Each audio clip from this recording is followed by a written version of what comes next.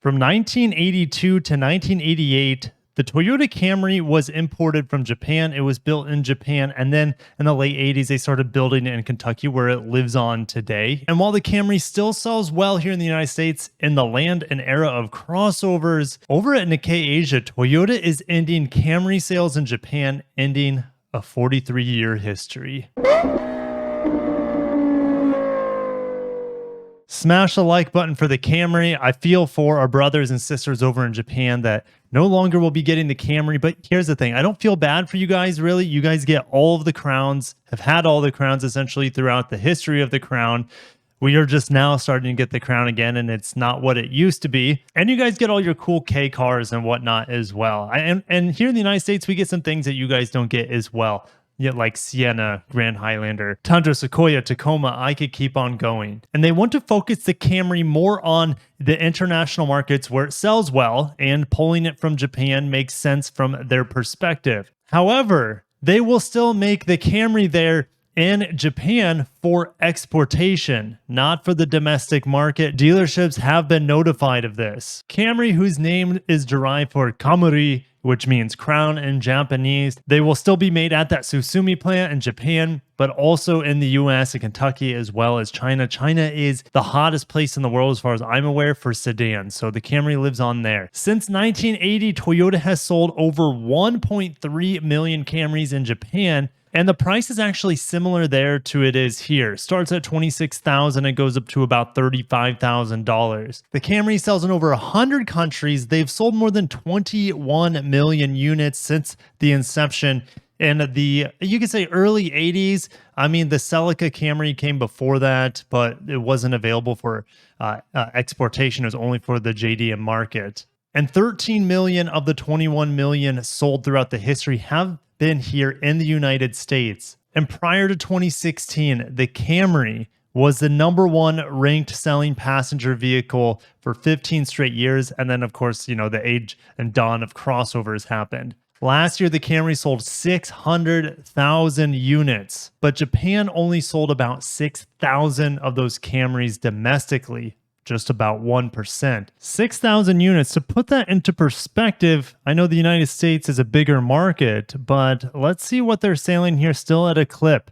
In 2022, they sold nearly 300,000 units. Let's go back. Let's go to like the bigger picture here. In 2007, it sold nearly 500,000 units here in the United States. 2015, they sold 429,000, and they haven't got back to that 2015 400K plus.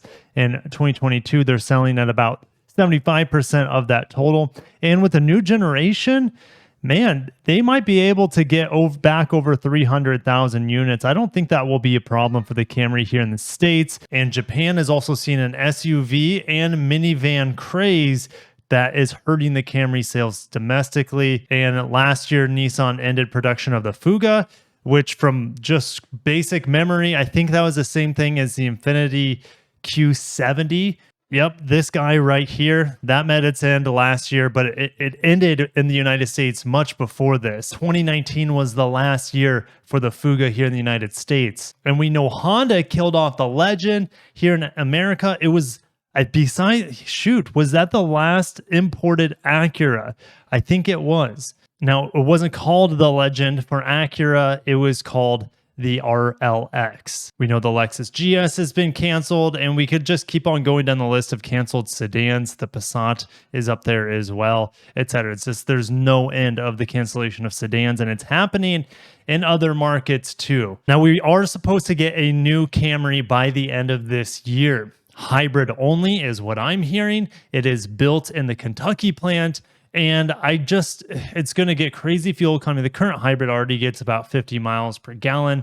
It's going to be sad to see the demise of the V6 and a traditional automatic transmission. The 8-speed is going to be gone, replaced by eCVTs with their hybrids. I guess there's a possibility of there being a high performance like a hybrid max model that we see in the Crown as well with 340 horsepower. But from what I'm hearing, that's not in the cards, at least not at launch. And just because the Camry is still selling well in China and will continue to do so, the big three from Japan, Nissan, Honda, Toyota, are losing ground in China because of EVs. 1 in 4 light vehicles sold last year was fully electric. And in China, EV sales are forecast to climb to 9 million in 2023, reaching 35% of the overall market. That is a massive shift from just 1 year to 25 to 35%. Honda and Nissan sales in China have been falling for at least 2 years, while Toyota sales last year declined for the first time in a decade. And a big part of it is due to supply chain disruptions and microchip shortages,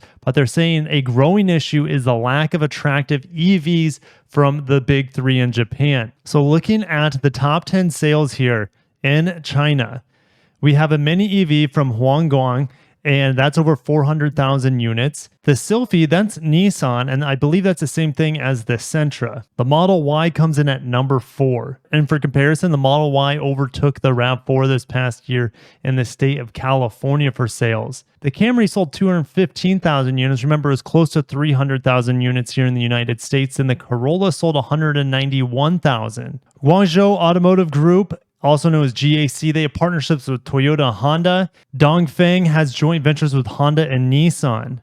This graph should be worrying Toyota, Nissan, and Honda. Check this out. BYD in China went from selling very few cars, less than 500,000 for seemingly close to a decade, and then out of nowhere, they catapulted, or you could say skyrocketed, and they should pass Toyota. In just a couple years, they're selling a fraction of what Toyota, and 2 years later, they're selling more units than Toyota BYD is. Now, Toyota feels the pain, I'm sure, and it doesn't look like they're suffering that much. They've kind of flatlined here, and it might start going down. That's when they should be worrying. But they do have a joint venture with BYD. So they'll be able to take essentially everything that BYD is doing and be able to apply it to their cars, at least on a technological aspect side of things. But BYD has economies of scale that Toyota doesn't, and owns a lot of the manufacturing processes with the suppliers for their electric vehicles in China, which Toyota does not. And if they do, it's probably through a joint venture, which reduces their power. And Honda and Nissan have been on a downward trend here for a couple of years, and Tesla will continue to grow as well. And it might only take another year or two for Tesla to pass Nissan and Honda over in China. That joint venture with BYD for Toyota has produced the BZ3, which is still exclusive to China. It's not available anywhere else. And it's a really cool car. I wish it would come to the market to go against the Ioniq 6 that I just drove and the Tesla Model 3. It only costs about $25,000 over there in China. Toyota has 10 hybrids and 4 battery electric vehicles on offer in the country. We only have 1 battery electric vehicle from Toyota, not counting the Lexus RZ.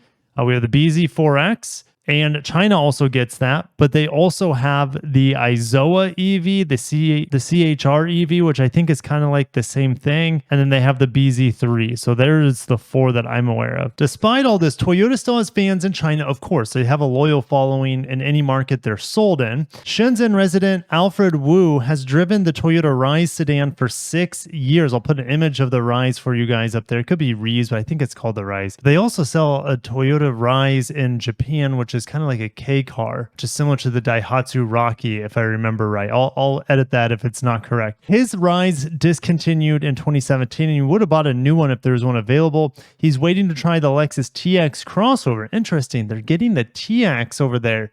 I'm assuming it will be exported from the Indiana plant over to China.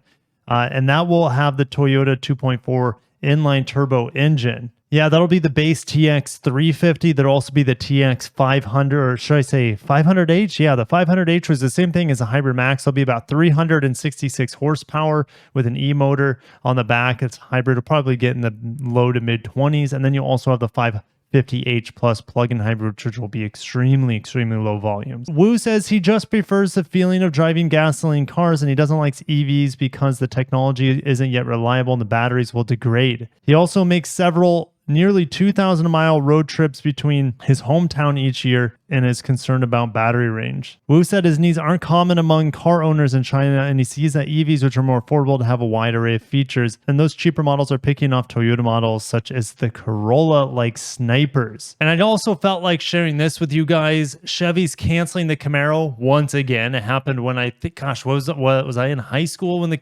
Camaro was canceled, and they brought it back with this recent last generation. Now they're canceling it again in 2024, and probably in 2026 and 27 they'll have an all-electric version. We know Ford will have an electric Mustang that's not the Mach-E, like a real rear-wheel drive Mustang, and we know that Dodge is going to have an electric Challenger and Charger. So this is just kind of following suit. Is not as near and dear to my heart like the Camry getting canceled in its home market. There's a bit of sadness for the Camry. Pour one out for the Camry around the world, guys. It will live on in its biggest markets: China, United States, of course, Canada. Canada's a small market, but I get a lot of Canadian viewers. I believe it sells pretty well in Australia as well. And let me know where you're at in the world where you get the Camry, because who knows how much longer it'll be available in your market. And lastly, what do you guys want to see out of the next generation Camry coming by the end of this year, early 2024? A GR Camry would be cool to replace the TRD Camry, but I just don't see it happening because everything's going so electrified. But anyways, I'm going to cut it down there. If you made it this far, haven't hit the like button, I would really appreciate it. It helps me out with the channel. And I'll catch you guys in the next video, and peace.